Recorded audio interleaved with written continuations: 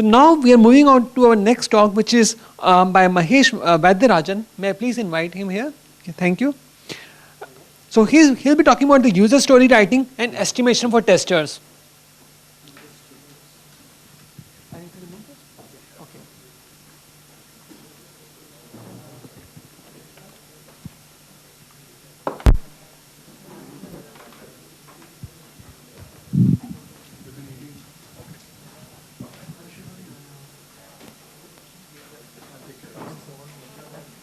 This is your pen?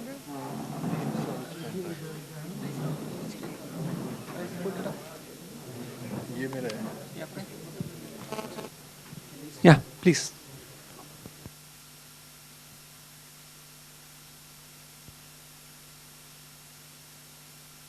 All right. Good evening, ladies and gentlemen. My name is Mahesh Varadharajan, working as an Agile Consultant at Cognizant based out of Chennai. And thanks a lot for staying here. I know it's a Friday and the weekend is all just nearing. So thanks for staying for this session. Just before we start, I just thought we'll do a quick energy check to see, how should we tailor make this session being the last, presentation of the day. So the good news is that it's not going to be a talk. So a little bit of talk and more of a, learning together kind of an exercise. But prior to that, two things. I would like to know, do we have anyone who is absolutely new to Agile and more specifically user stories, right? Can we just raise your hands on how many of you are new to user stories? Okay, thank you very much. Because this would give me an indication of how should I deliver this session, right? Right from the extent of, should I introduce what is a user story, so on and so forth. And what kind of a mix of audience is my next thing that I would like to know. So do we have BAs in this room? Business analyst? Okay. Developers?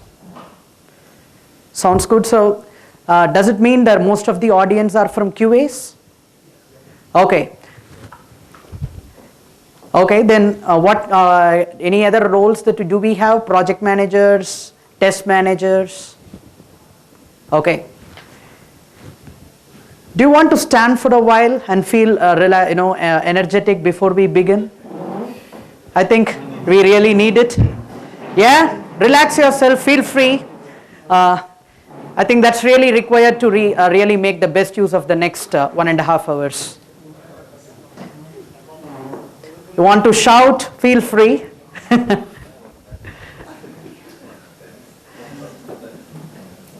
All right.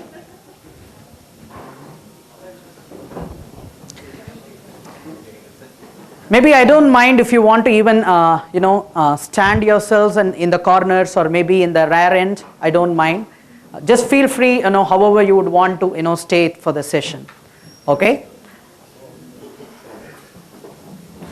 Before I get into the, session, I think for those of us who are almost, I would say, pretty much in the industry, especially with Agile, I think this topics may be sounding a bit kind of, you may even call it very lame, something that most of us are aware of, right? Because if you are already into an Agile project or working in an Agile organization, stories is something that you may be dealing with day in and day out. And what is new about that, right? That's the kind of thinking that even some of you might have had by looking at this session.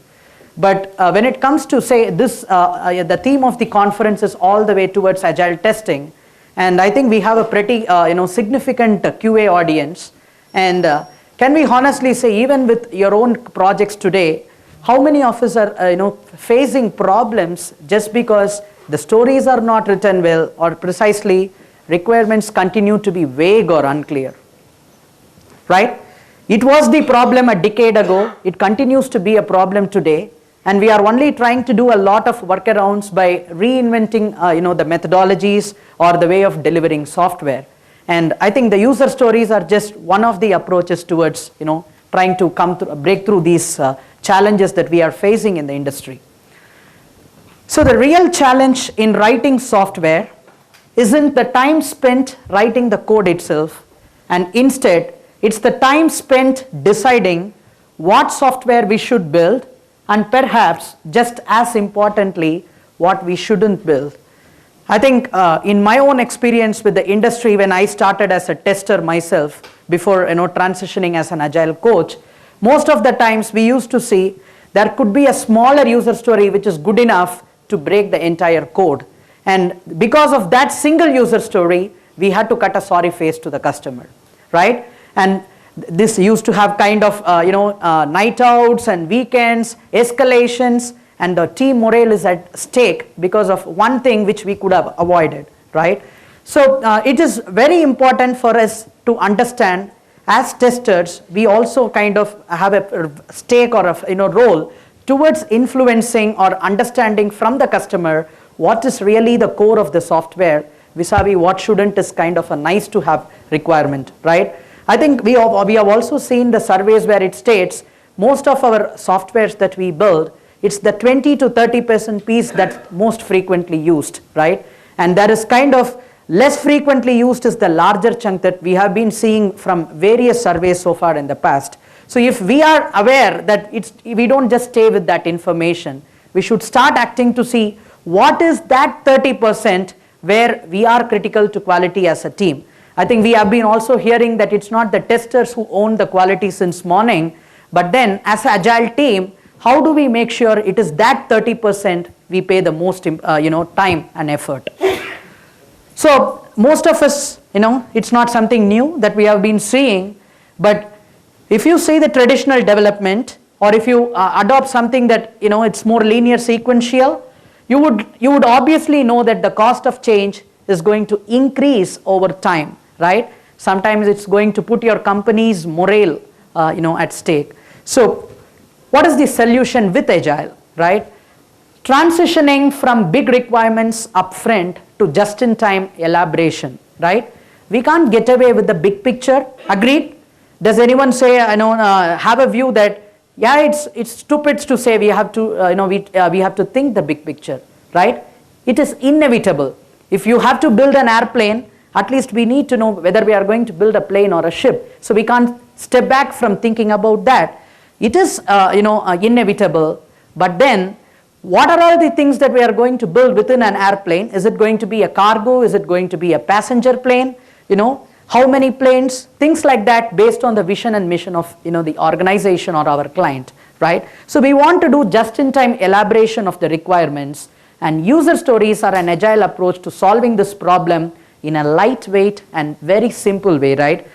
We are not going to bombard you with the traditional use cases or another typical process methodology that states this is the template, this is the way about doing. If you do something else, it's stupid, right? It's just commonsensical way of calling ourselves.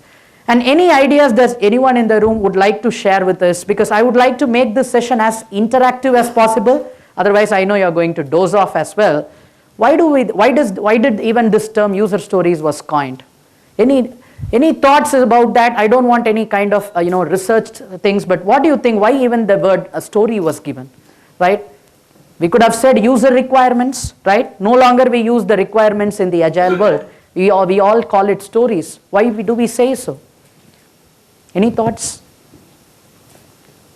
Because it is just the initial thinking which we are putting.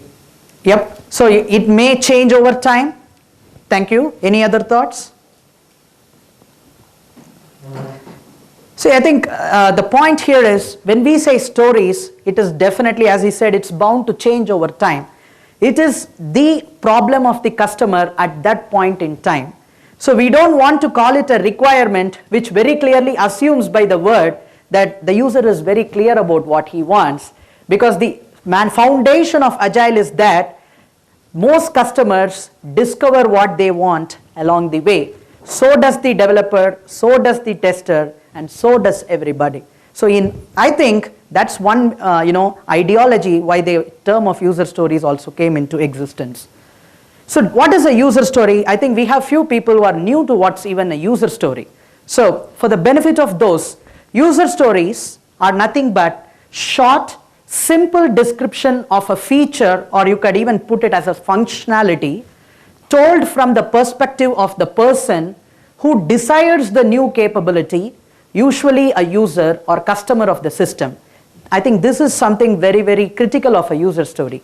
When we say story, it is something that it is actually a narrative of a business problem that we are seeing, or it is being told to us by our end users, right? It uses simple English to write a user story.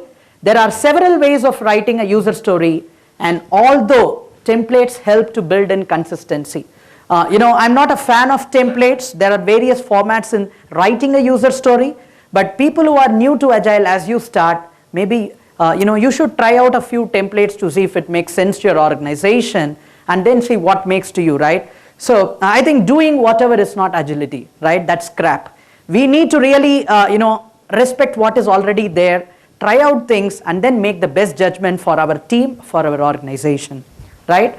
So if you had to put it in one simple statement, user stories are nothing but whatever adds value to the business users. You do a repeatable stuff, what we call as iterations. So when we say a backlog in Agile, it's nothing but a set of activities that we got to do, and your iteration backlog or a sprint backlog is nothing but a set of user stories. So with that minimal understanding, I would like to introduce cons format for those who are aware, and for others, I would like to bring this to understand the power of cons format, because most of us who are already in Agile have been using this or might have used this, but still I am still thinking if we have realized the power of this format, right? The cons format is one of the most powerful way. I think it's called con because it comes from the person Mike Con. I think he's one of the I would say gurus behind the Agile Manifesto and a lot of books in the Agile literature. And he gave this format stating, as a type of user, which is the who part of it, I want some functionality or a need so that some reason, which is your business benefit. So there are three parts of a user story, which is the who part of it, the role, the what part of it, which is the context or the need or the want, and why do the business need the benefit that is getting realized out of this user story. With me? Any questions so far? Okay. So when we understand that this is one of the ways that we can accomplish a user story, what is so typical about it, right? We have been doing this for quite some long, and this is something that I would like to complete this and step back and try to understand from the experienced folks here. What is your experience with the cons format, right? Prior to that, we have something called 3 C's that we talk about a product backlog or user stories in Agile. It's nothing but card, conversation, and confirmation. Your card is nothing but your user story, where the narrative of the problem that business is talking about, and with that user story that the product owner comes to us, we have a conversation between the team and the product owner. That's the second C. And once the assumptions, the risks have been noted down, clarifications have been obtained, we do confirm to the business that, hey, I think based upon our discussions, we think this is what we need to deliver for this story, and what our completion means, we need to satisfy so many conditions, right? So there are conditions of satisfaction, or what we call as acceptance criteria. So a story is called done when it meets its respective acceptance criteria and also the iterations definition of done. So there are two aspects of it. So the difference is acceptance criteria is generally dedicated to a user story, specific to a user story, whereas your definition of done could be cutting across user stories, right? It is at the iteration level. So while we all know these are the common facts, what is still a problem for practitioners using this cons format? How many of you are still struggling to write user stories with this format? And I've seen many people trying to really get away with this and just say, hey, I think I better stop with the what part of it, a simple declarative statement, and just get away with that, right? Do you want to share, just one of you would like to share your challenges doing this, writing this user story in the cons format? Do we write user stories? What do you mean by, I get your question. Yeah, we usually read that user stories and then start our work. Somebody is writing user stories. Yep, I think that's a good question, right? So it depends, in my view, based on your organization. right? For example, if you are generally client facing and if your client's participation is so well that he is himself able to give you the stories, our job is to just initiate the second part of it, which is conversation. But in my experience, there are both cases, right? Sometimes client comes with part of the user story. The business analyst community sits with the client to find out the gaps that are still missing, and it could be a mix and match of both. But the point is, when we have to, as an IT team, when you have to do this job, the most painful part of it is two things. Number one is the why, and the second part of it is who. People most of the times are largely they think they are clear about the what part of it. The struggle is with the who and the why. I think in my experience, somebody wrote a user story that I want to search this information so that I can retrieve the results. So I just asked this person, any search operation is intended to fetch you something, but is that the business benefit here? You need to really think back. Someone wants to search some information. Our job is to find out what is the use of that information to that end user. Only then you will be able to realize why does he want that information, and in order to get that information, what should I really start? So system thinking that we have been hearing just few minutes ago, right? But what we think is search means retrieving information, right? Find, replace. This is what we have been tuned to. But this is not the intent behind, in my view, why the cons format has been conceptualized, right? So people, as we transition to agile development, we need to think user stories are just not as-is replacement of your use cases or yet another view of representing your requirements. They are not. If we think so, I think we will still end up in the same problem of juggling between who, why, and later on having quality issues suffering. All right? So how user stories evolve in an agile project? So I ask you to build an airplane. Will you be able to write user stories with that? No. Obviously, there is some theme associated with it, which is the vision statement, right? For any project that we all work, there is obviously a vision. Say, for example, any automotive company, right? One of the automotive company decided they have to improve their supply chain capability. Why so? Because maybe so that they want to deliver cars to the dealers faster than their competitors, right? This could be a very 60,000 feet high level statement. Now, how will you develop an IT solution for this, right? So we have to sit with our customers to understand why does he talk about it, and does he have any IT solution in the first place, which means if it's an existing application, we have to do a current state and desired state gap analysis and to see what this vision is trying to achieve all about. Is there an existing web interface which is connecting this company and its dealers or whomsoever responsible for the supply chain? All those stakeholders, right?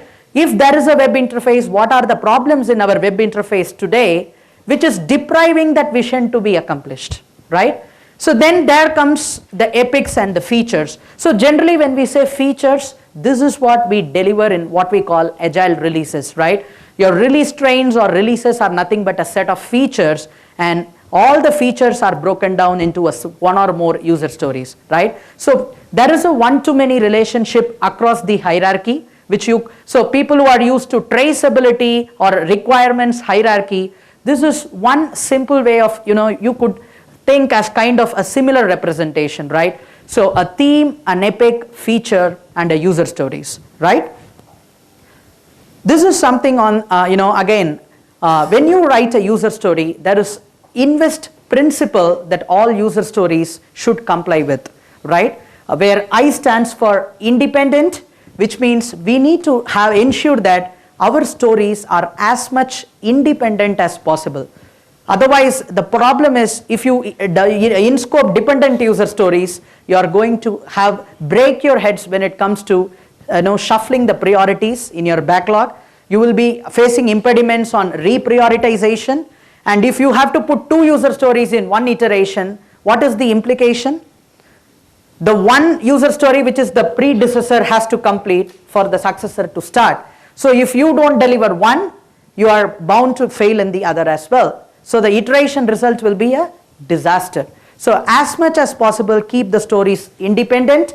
Negotiable, which means that there should not be a logical sequence of delivering your product backlog, which means that, as we remember, most frequently used software 30%. So if that's the case, let's focus on that. Let's have our backlog in such a way that we are able to reprioritize if the business's needs changes over time.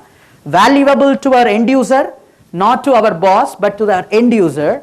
Estimable, which means that when I take to the team which is responsible for execution, it really needs to make sense for them.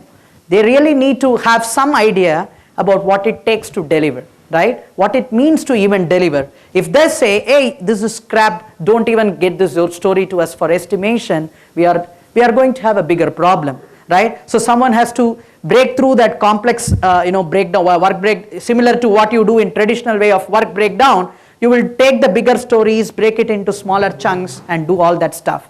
Keep it small, because Agile relies on the power of time boxing.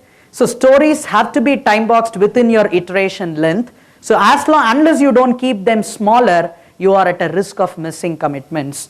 And testability, how do I know that even my story works or not? Unless I write it in a way that this story is called complete, if these are the things that are being delivered, it cannot just be taken for acceptance.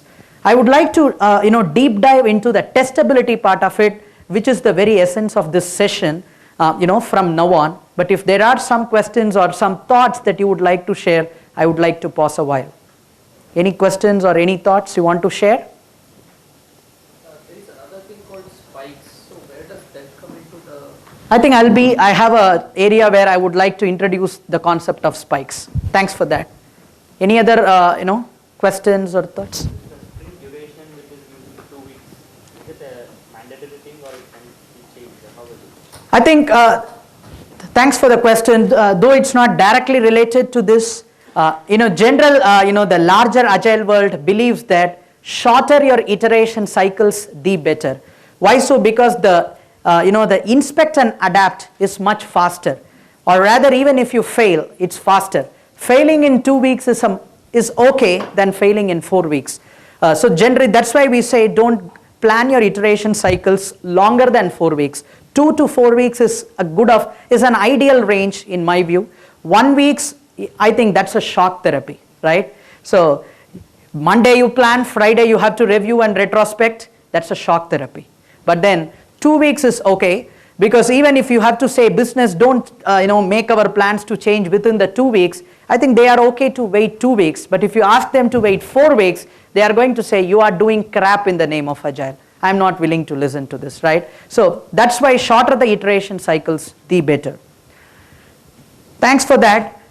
As we were talking about acceptance criteria, just like every user story has to satisfy invest principle, it has to have conditions of satisfaction, which is the basis on which a user story will be deemed met or not met, completed or not completed, or in other words, accepted by the product owner or rejected by the product owner.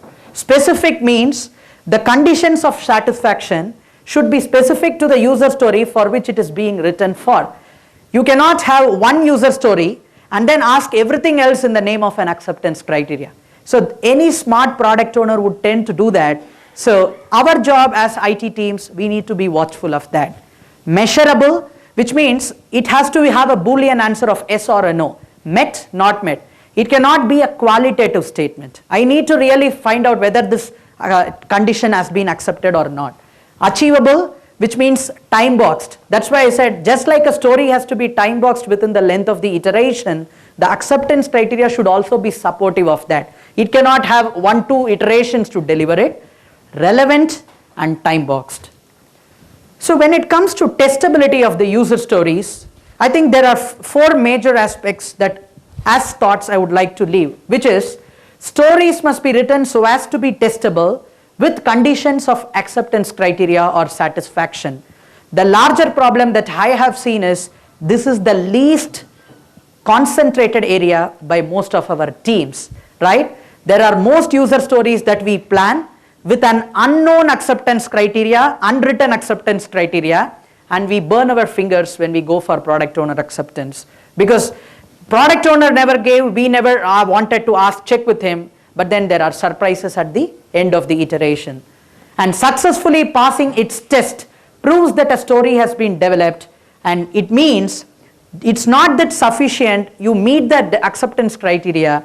Did you also meet the definition of done prior to seeking product owner acceptance, right? That's the transparency that we want to establish. This is the basis on which the product owner is going to review the products. And if a story cannot be tested, and how can the developers even know that whether what they have done is acceptable to PO or not? And the last thought that I wanted to leave is, if you are coming up with untestable stories or feel like this is something that you can't test in a normal way, maybe they tend to be showing up as NFRs or non-functional requirements, which are requirements about the software and not directly to the functionality about it. Any thoughts on this? You agree? With this, I would request you to reflect on some of the user stories, on how would you test these kind of a user story. A user must never have to wait long for any screen to appear. How will you test this user story? Does it state what is that definition of longer means? And be it manual or automation, how would you do that? A novice user is able to complete common workflows without training. Let me just read out the last three. I want the system to be fast. What does that fast mean? I want the system to be secure, easy to use. These are the kind of user stories which are showing up and seeming like non-functional requirements. And as I think we had a session from Subramaniam, and we really need to be very watchful of these kind of user stories on how are we going to plan them in our iterations and what level of detail we really need to fetch from our business users, right? So with this, I think we are going to start our first workshop. From now on, it's going to be more hands-on driven learning. I'm going to learn together with all of us here, and the first exercise is story creation. So for those of us who are already exposed to this, I would request you to help your peers in your teams. I would request you to form a team of 7 ± 2 members, and you will stay for the next 1 hour. For all the exercises, this team will stay. The duration of this exercise is exactly 10 minutes, and choose your own product or select one from the list that you can see here below. And the requirement is each team member is required to create at least 3 user stories individually without any discussion with each other. Don't ask me why, I would reserve it for now, and at the end of this workshop you are going to realize that. Okay? So without any thoughts, one thing I would want is form teams and tell me what application you are going to build, and then once you have that discussion within the team, there is absolutely no discussion. Each of you will be required to build at least 3 user story, which means I assume if you are a 7-member team, I get at least 21 user stories at the end of this exercise from each of the teams. Clear? So shall we form teams? Can I request you to form the teams?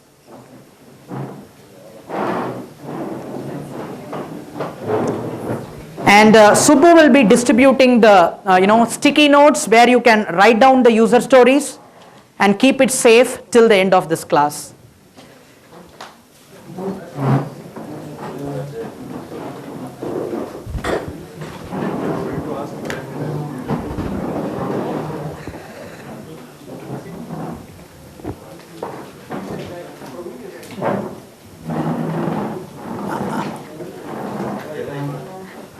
I am not mandating you have to use the cons format for writing the user story, but if you prefer, you may do so, right? For the first exercise. Just tell me as a team which application you want to build, right? And in the user story, try to have a mix and match of functional and non-functional requirements, right? To bring in more perspectives.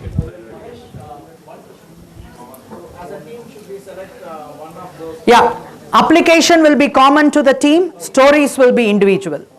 Okay? So once you select across the entire workshop, this is the application you are going to do. Okay? Ticket wallet, okay. Team A, maybe they are choosing railway ticket wallet. Flipkart, okay. Mobile money, okay. I think they have already chosen. You want to do something else? Something different, because we want the class to have different perspectives from learning, from the learning side. Different kind of system, hardware intense, something like that. Embedded systems. Which one? Yeah, mission critical, some embedded software that you can use on trucks to control heavy machineries. You can also think of that, but you can also think out of the box. It's not that you have to choose only this list. Whichever, where the domain knowledge is good, you think, you can go ahead. Actually, for me, that missionary domain knowledge is good, but it's a common for team. Okay, pizza delivery. Okay. So any other team who has not chosen your system application?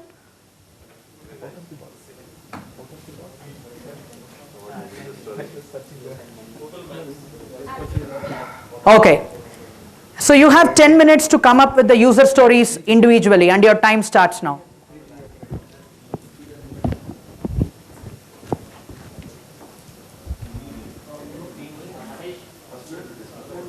Yep.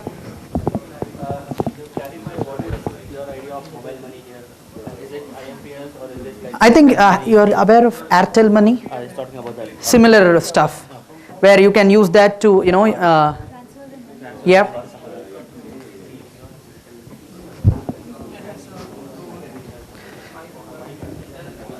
Try to have functional and non-functional requirements.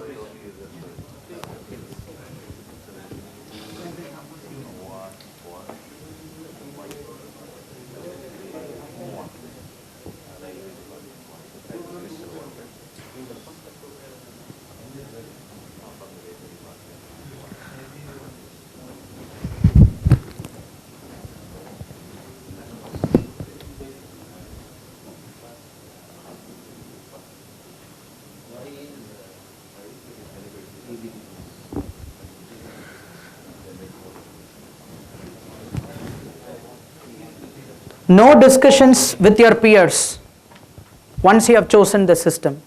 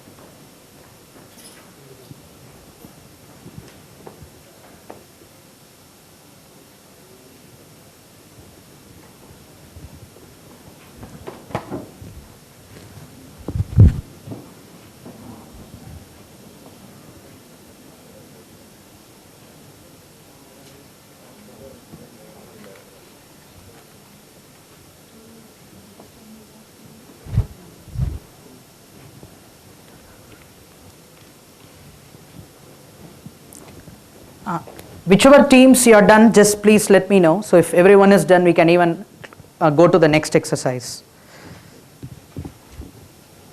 5 more minutes.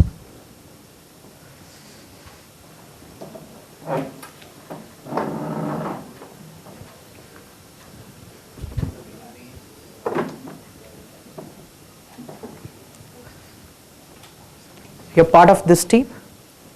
Okay, thank you. Yeah, the sticky notes. And you can keep it for yourself because we have more follow-up exercises.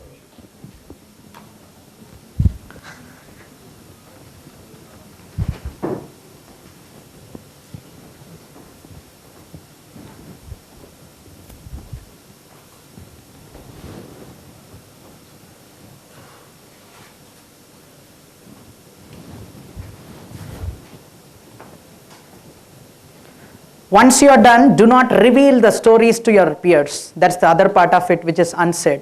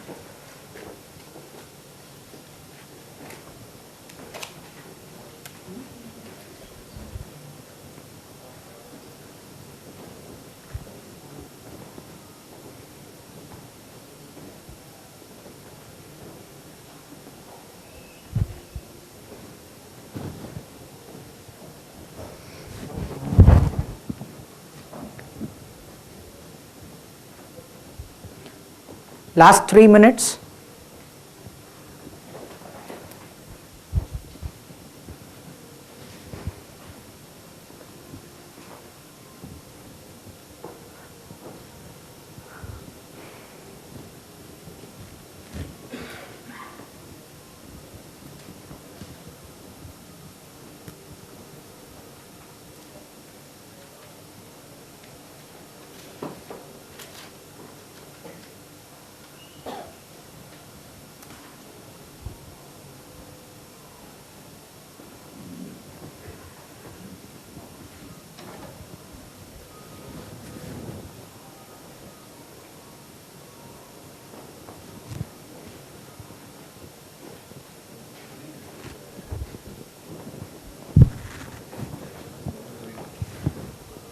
Done? Anyone still needs time? If you are done, we will go to the next exercise. We'll go? Shall we? Okay, thank you.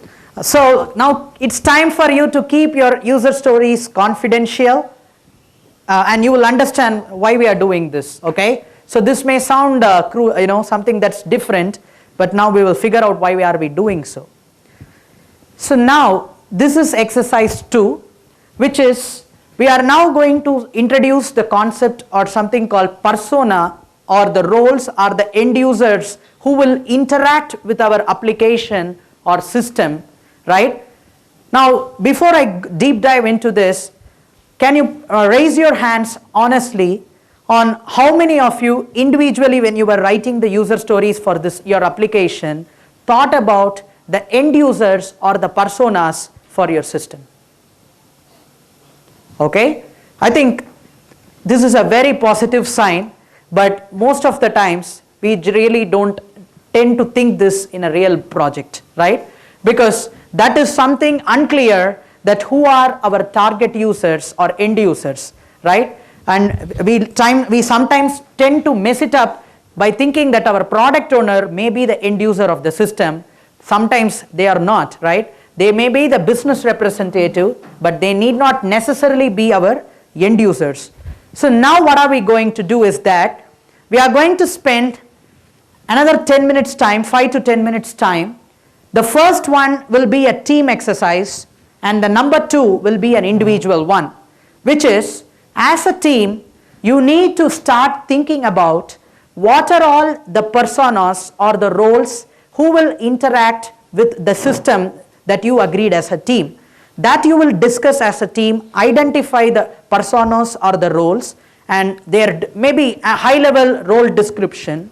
And then the second part of it, you need to do it individually, which is, if you haven't developed persona, the user stories based on that persona, you have to start building user stories based on the personas that you discussed as a team. So at the end of this exercise, we want to ensure that there are no personas left out, and we have covered all of them in our application. All right. I hope you have also thought about non-functional requirements. That also would bring in more perspectives. So please take about another 5 to 10 minutes time. Take couple of minutes to discuss the roles as a team, and then get back to writing your user stories, right? Your time starts now.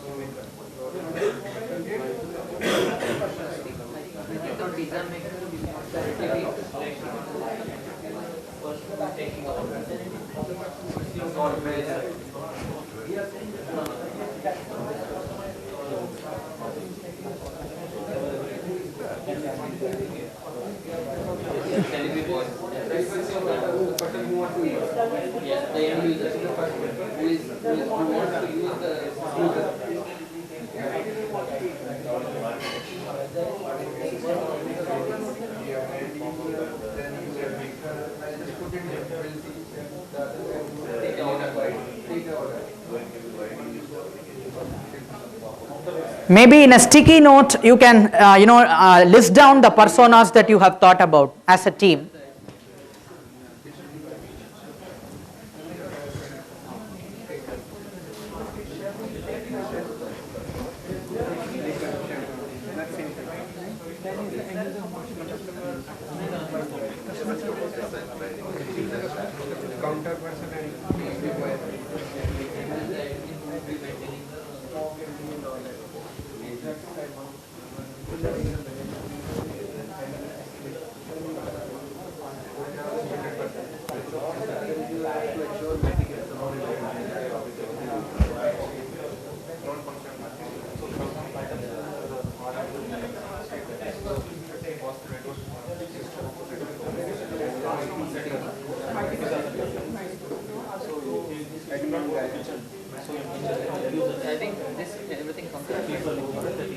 See, the second part of the exercise means that once you have identified the persona, each of you pull up one and write the stories for that persona.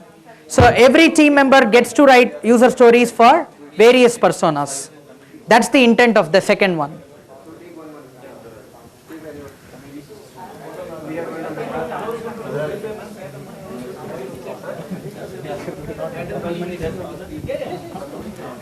Personas is like we were thinking end users, who uses the system. Right. So that's end users, that's public, and the other one is tech support, who actually backend, admin, all those. Administrator. And the agents, people who do agents. We have to link the agents and the end users are like agents we can put. Because they'll have a separate system as well, right? So we can put it in. See, again, this is generally when you do the persona exercise. I think when you have, if you are familiar, in case you are familiar with use cases, you may be familiar with something called generalization. If they share similar roles with the system, where whether it is an agent or an administrator, their role with the system is same. Maybe their operations are one and the same. So you will have a generic user in that case. In this case, with tech support, is we were thinking, admin people, and also to access the system, etc. But the agents they get the separate system lock, not like a public. Like travel agent. Travel agent. So they have a group booking also. Definitely. And then the marketing guys who actually pop-ups comes in and all that stuff. Right. So that's full. So maybe each one of you can now take up one of these personas and ensure there are stories written for each of these personas. So that's the individual exercise. Each of you write for one persona. Yes.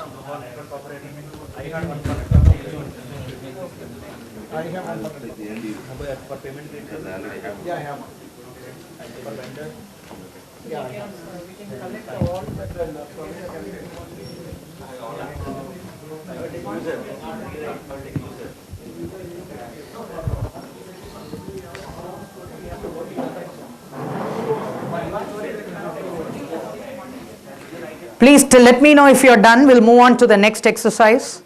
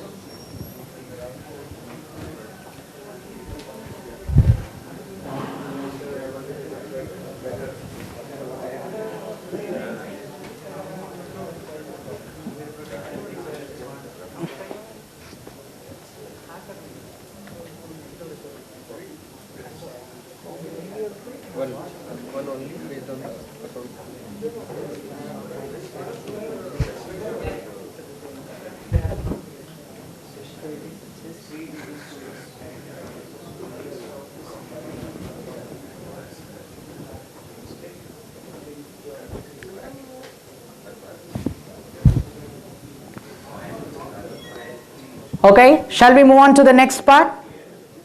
Does anyone need time? Have you written stories for all the personas that identified by your team? Anyone still yet to be doing it? Shall we? Okay, thank you. So now I would like request you to watch out for this exercise, because from now on everyone is going to work together as a team in building up this backlog, or what we call as story, right? Story creation. So this exercise, so I would request you to keep whatever user stories you wrote individually safely and keep it aside, and from now on in the exercise 2, whatever personas that you identified as a team, so one of you will take up one persona, so that will be the as a user part of it, which is the role, and then you will pass it on to the next sticky note to the next person for him to write I want the what part of it, and once that person writes what part of it, he will pass it on to so that he can write the why does he need it, right? So this exercise has to be completed until you are able to write at least one user story for all the personas that you identified as a team. And the intent of doing this exercise is, I want to ensure whoever starts this first within the team, everyone gets to do it in turn, right? So it's not the same person who initiates the who and someone repeatedly gets the turn for what and why. So it goes in a round robin fashion, but it should always go in the right and not vice versa. You're getting it? So just take about 5 minutes time in order to get this done. Okay? And now then after this we will have discussions to understand.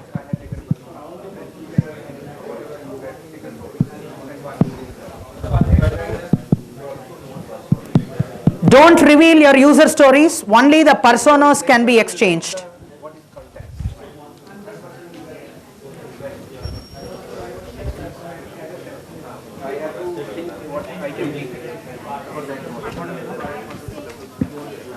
And second person should write all the context. So different kind of.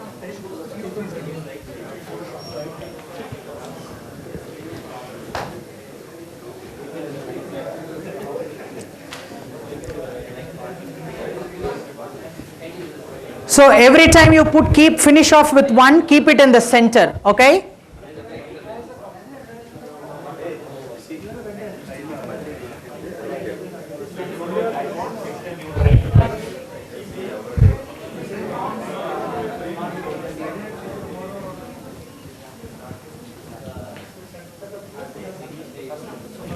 And no influencing. So whoever gets to for the turn, there should be no influence of the other. He has to think and write himself, whoever gets it, right?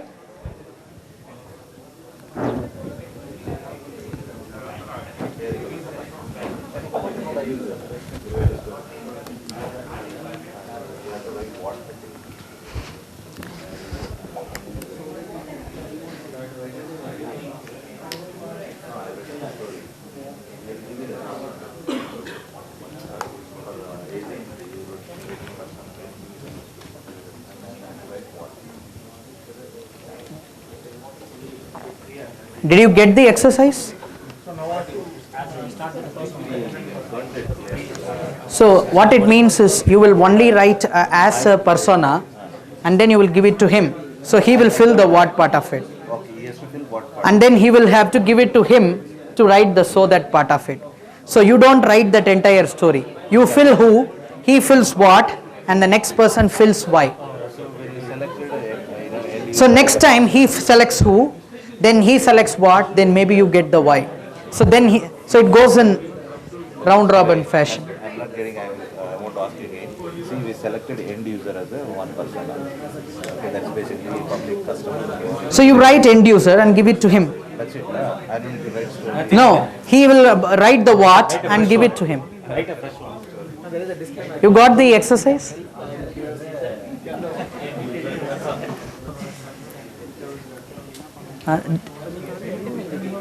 Did you guys understood the exercise? Because they are having some tough time.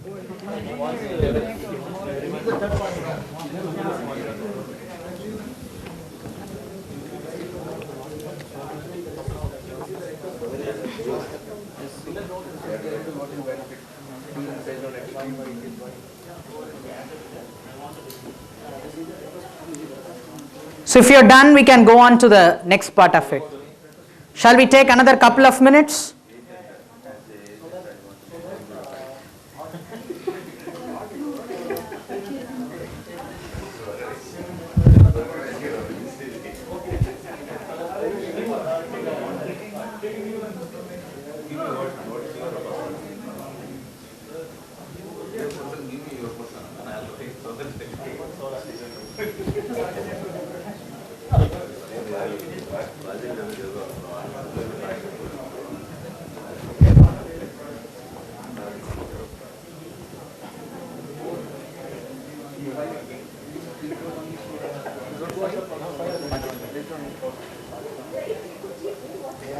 You're done? Shall we proceed, or you need some time? Any team? Need some more time? Okay.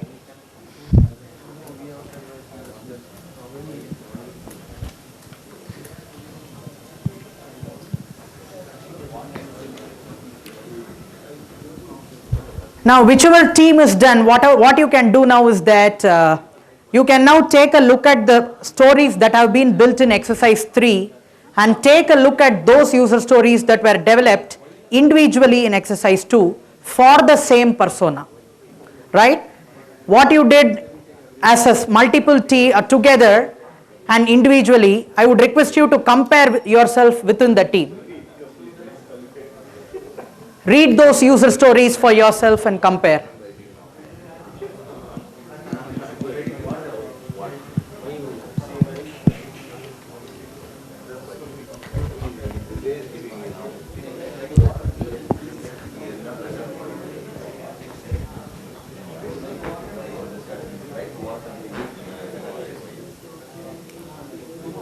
All right.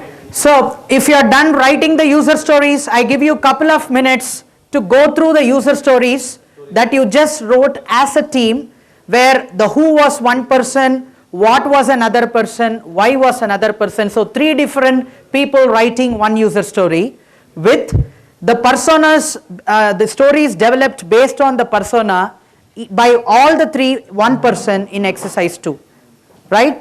Try to take one persona and compare it between exercise 2 and 3, right? And see, I would like you to share what did you observe, right? For the same persona, where the user story is same, where the user story is different, or the understanding on the persona itself was different by different people. Okay? Any team, would you like to volunteer to share your learnings from this exercise?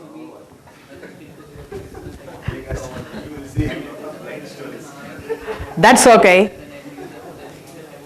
Before that, how did you feel about these exercises? Boring? Motivated?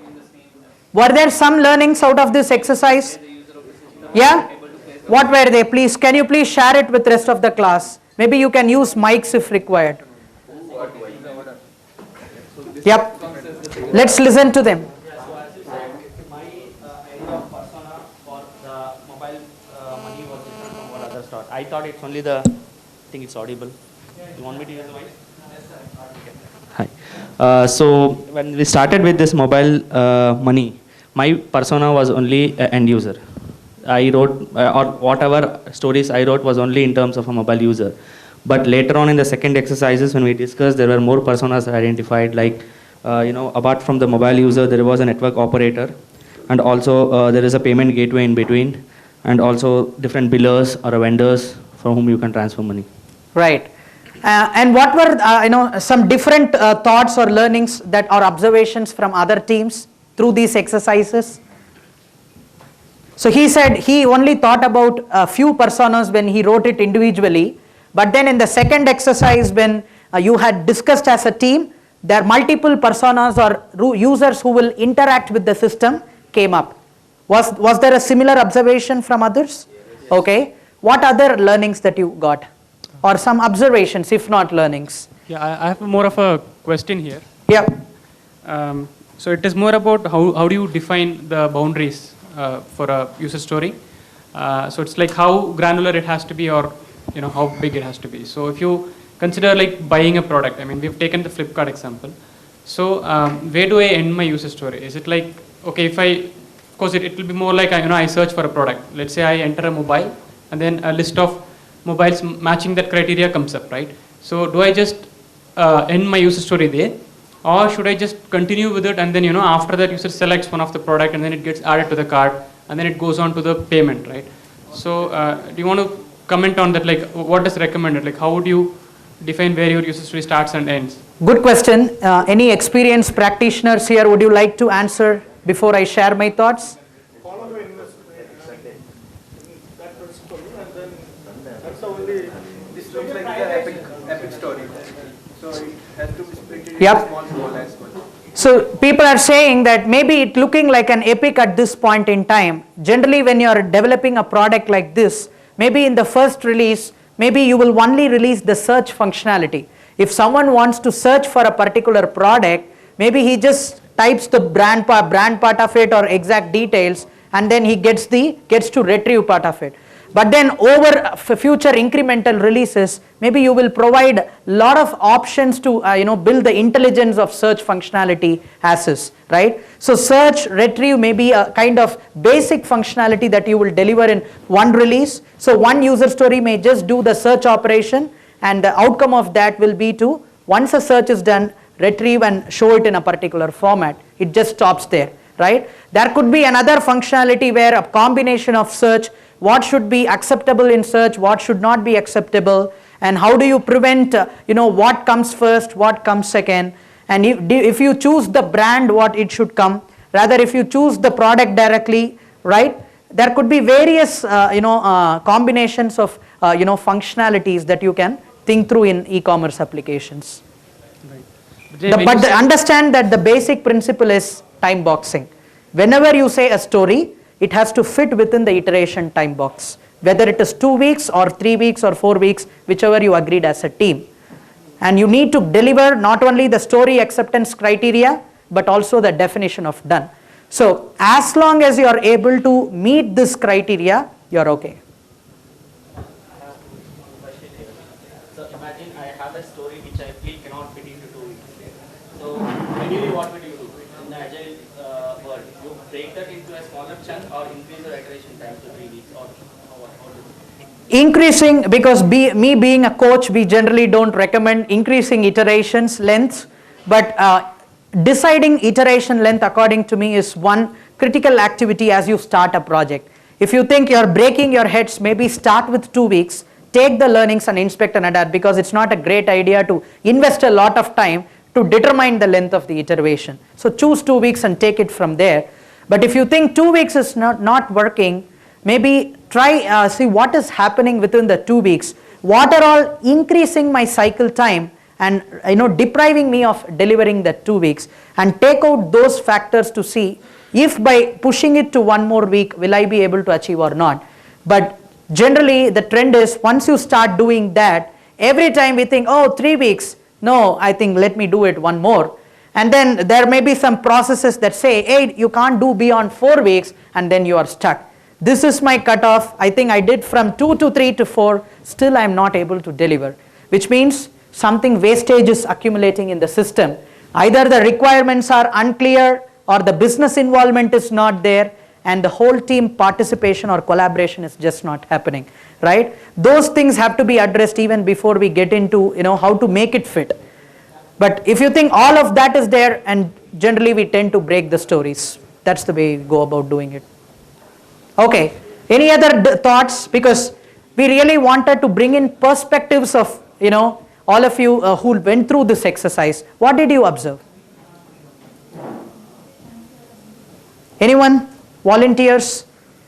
What other learnings apart from whatever we shared so far? So together you built a great product, okay? I also realized that when somebody talks about a user persona which you have not thought about, for example, in our case, somebody mentioned traffic police. Until that time, I didn't think of traffic police. So when they said as a traffic police, for me the want part became a little complex. I had to think put some effort and then come up with a persona. That's also the reason why I think we should come up with, consciously think of different personas and then write user stories for them. Absolutely, that's a great point. Generally, when you start thinking from personas, perspectives change, and that was the intent of the third exercise. Because when you wrote, I think who, what and why were written by 3 different people. Someone wrote the who and passed it on, but then whoever wrote what, they had different view of what that who wants to do with the system.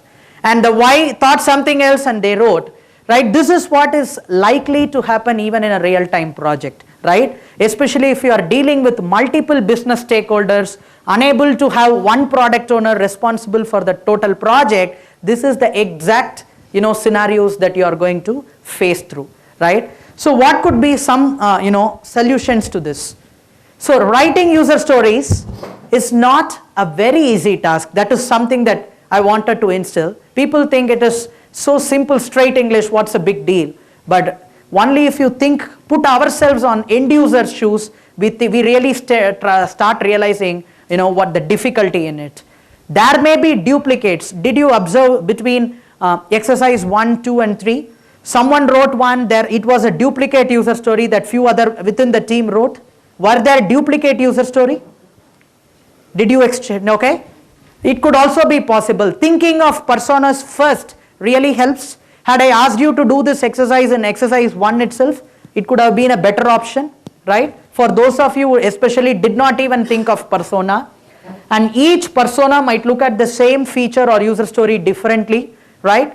And each persona would want it differently, and they have their own priority as well. So what are the common pitfalls in writing user story? In real-time projects, we write user story for a generic or unknown user. Simply we say as a user or as an end user. And if you ask that person, so who is your user? I think he is the user, he is our customer. Okay, who is your customer? And then they step back slowly. And then you have to deep dive, okay, who are your customers? Then they say, let's take in your mobile money. Maybe people, the people who are using the mobiles, prepaid and postpaid customers.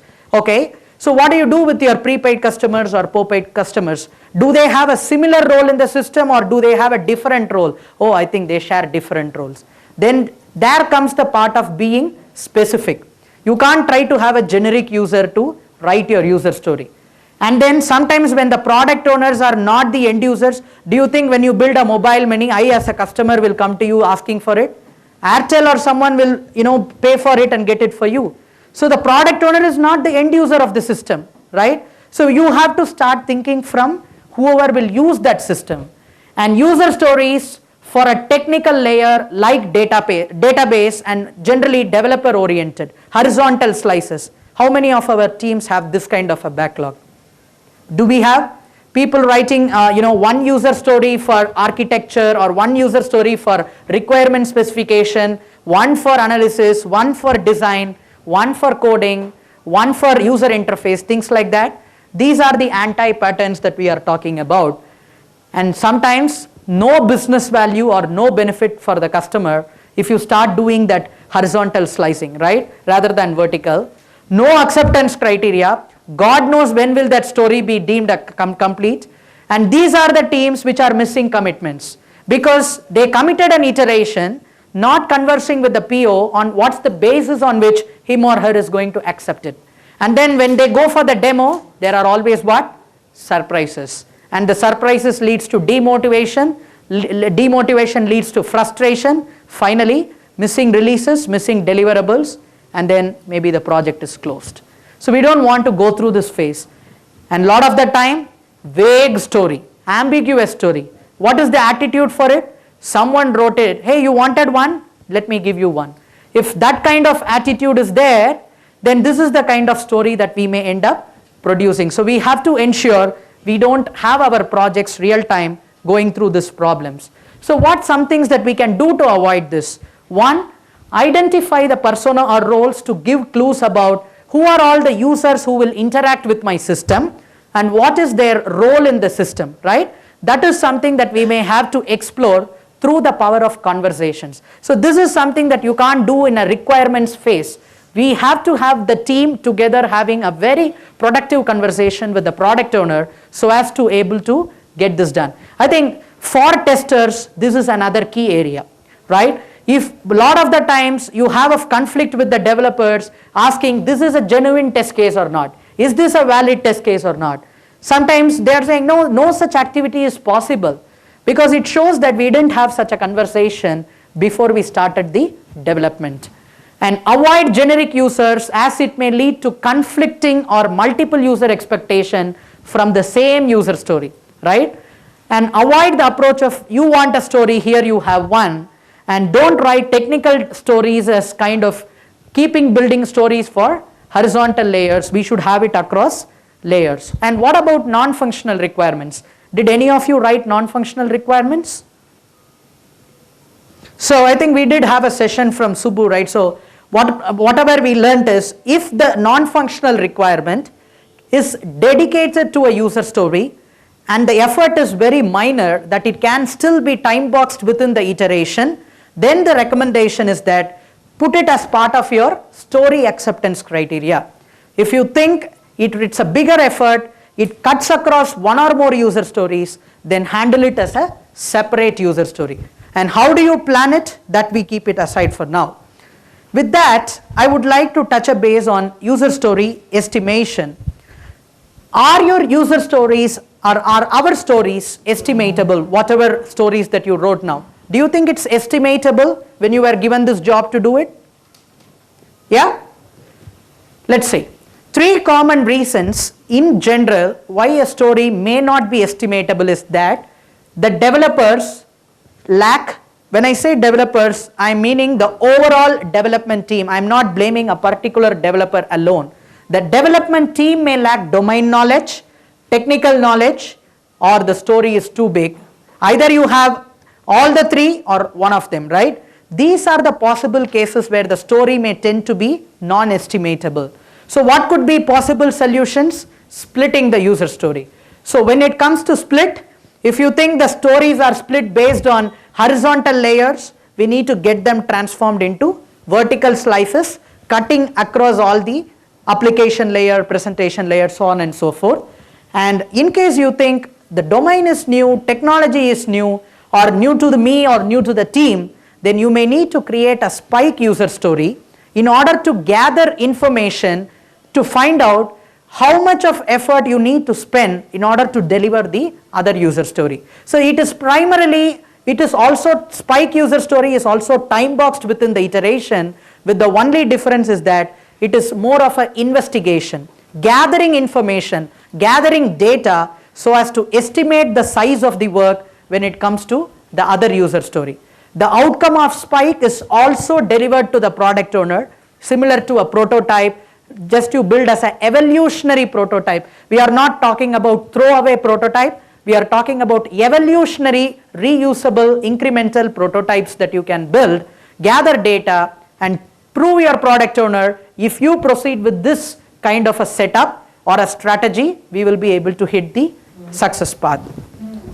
So techniques for estimation in Agile, we have wideband, Delphi, and planning poker, ideal time, relative sizing or story points, and affinity estimation. I am only going to focus on affinity estimation given the time constraint that we have now. And can you please raise your hands, how many of you are already familiar with affinity estimation? 1? Any others? Okay, maybe you can share your thoughts and help me as well while we do this exercise. Because I think this is one area, though the planning poker estimation is widely known to the community, I think this is one area that it is catching up, because agile teams which are new are struggling to estimate the total project in a shorter duration time. So whenever you have hundreds and hundreds of user stories, say about 400 user stories, let's assume, you have to estimate in a half a day time frame or 4 hours. I'm not talking about how you do it in a one stretch or break it and do. Let's say 400 stories, 4 hours time. You have to give not a precise estimate, a high level rough estimate in order to really find out what is the total size of the project, a rough size of the project. This is one technique or one estimation tool that's going to help us. So you may call it raw affinity estimation or simply affinity estimation. So how can you give a quick rough estimation of a product backlog in 3 to 4 hours? The outcome of this exercise is what we do is grouping similar sized user stories together, finally add the size of all the user stories in the project so as to get the total size. Let's explore further. What are the characteristics of affinity estimation? Quick and easy, making decision transparent and visible, similarly creating a positive and collaborative rather than confrontational exercise that you will see in a planning poker. Planning poker is intended to bring different perspectives by encouraging conversations in the first instance. Here in affinity estimation, we don't encourage active conversations with the team in the first step. It happens over time before we finalize the rough size, but in the first step, we ask teams to silently do the relative sizing instead of doing it as a team. And the whole team participates, product owner, scrum master or agile team facilitator and the development team. What are all the steps? Number 1, we do a silent relative sizing, which means every team member, the preconditions of this affinity estimation is that the entire whatever set of backlog that I told you was communicated to the team well in advance, and there had been a couple of backlog grooming sessions wherein the team is just not seeing that backlog first time, right? The team has at least seen each of this backlog at least once and had some conversation with the product owner to clarify some questions. And then once you have a fair understanding of all the backlog user story, then we come for the estimation session. And when we come here, we come with all the user stories written down on a sticky note. Doing this exercise for distributed team is going to be a challenge. I'm not going to get into that. Let's only take the case of a co-located team and how do we do it. So bring the team in a room, kind of where you have a bigger wall, and then get the teams onto the wall area, and then we kind of, as a coach or whoever is your agile team facilitator, he puts 2 stickies, one called small, another one called big. Small on the left, bottom left, and right, it's called big. So small and big, and then he actually ties these 2 ends crossly with a tape. So small and big are the only 2 kind of pieces that the facilitator puts in, and then every team member is given an opportunity to take the pile of user story one by one. So then go ahead and put it, you have to estimate 1 user story at a time. So take 1 sticky note, put it whether it is small or you think it is medium or you think it is closing towards bigger, or if whoever is doing for after the first person, you have to either estimate a new card or you can change the estimate of the existing card. You get to do only one of these 2 options, either estimate newly or change the estimate of someone who did it. In the second exercise, you get to edit the wall, place items into relative sizing buckets, which is once the team has then discussed, the second area is where this is silently done. Then once all the stories are sized, team converses together, hey, I think now we are done with the sizing. I think let's look at all the vertical slices and see, are they looking similar? Are they looking similar, or are we really made it a chaotic exercise? And then place items on relative sizing buckets to see, which means say you have 7 columns, maybe you can keep it as first column is 1, second is 2, third vertical column is 3, and so on and so forth, based on how many columns the teams have vertically sliced. Say for example the team had only 6, then what is the number in planning poker you would use? 1, 2, 3, 5, 8, 13, right? You would stop with 13. If the team had identified 7 slices, you would stop with 20. And then the product owner is there in across all the sessions, but then so far he is not allowed to intervene on the sizing. He can only answer questions to the team, but here he looks at the size of all the user story. He may have some questions to the team. Hey guys, what's happening here? what's caused this user story to be sized this much, and he would like to be deep dived, participating in those discussions, so on and so forth. Finally, the outcome of the exercise is storing the data, right? Do you get a rough sense of it now? Am I making sense? Okay. Yep, I'll wind up. I think we have to skip the exercise part of it, but then we should be able to wrap it up. Instead of using the the Fibonacci series or the planning poker units, which is 1, 2, 3, 5, 8, 13, the teams can also use T-shirt sizing, which is extra small, small, medium, large, and double XL kind of, or extra large. I have just now taken some snapshots to tell you what does. So this is the first thing that an agile team facilitator has to do. Take one sticky and put it as small, another one as big, tie these two ends with a tape and leave it. And then the team is invited to start doing the sizing exercise. Now do you see teams keep doing this one by one? And the third step is where in each of the units you are actually identifying which technique you are going to use. Am I going to do T-shirt sizing or planning poker units? And then you start writing down the size. And finally, you are grouping all the related sizes together, and the product owner can actually look at the wall and he can use an orange or a red sticky. Why does he put a red? Because those are the stickies or the user stories that he wanted discussion with the team. So either he may do it in front of the team, or he may just come and look at the wall, and wherever he wants discussions, he may put it with an orange or a red, because those are bright things that will pop up for us to initiate a discussion with the product owner. I'm skipping this exercise, but the outcome of this is what we wanted to do, let me tell you.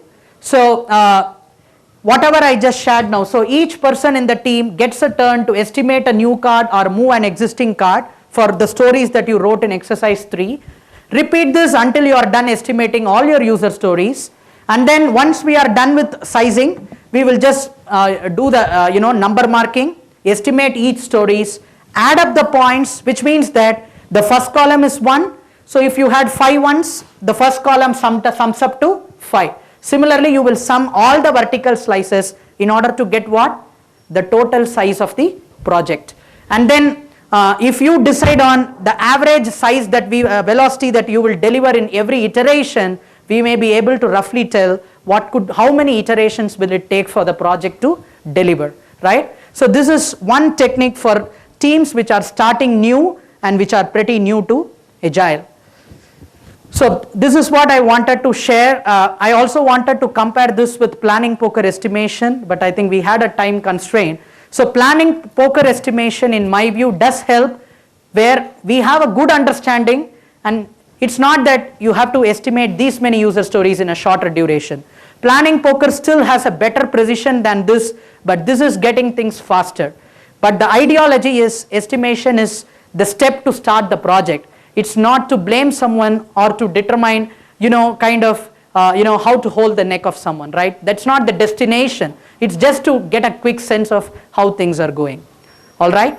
So this is something that you can have my LinkedIn and Twitter ID, and if in case you would like to reach out to me, and I would like to pause a while and appreciate all your time and patience to listen to me, and let me know if you have any questions. I'll be glad to help. Thank you. Thanks a lot, Mahesh. This was really valuable information, and especially the exercise in which you underlined the importance of understanding the personas. It was really good. Thank you very much. Thank you. I would like to invite Ratish Wahi here to felicitate our esteemed speaker with the certificate and the trophy. Awesome. Thank you very much. I'm really impressed with your clarity of thought. Thank you. Yeah. Thank you.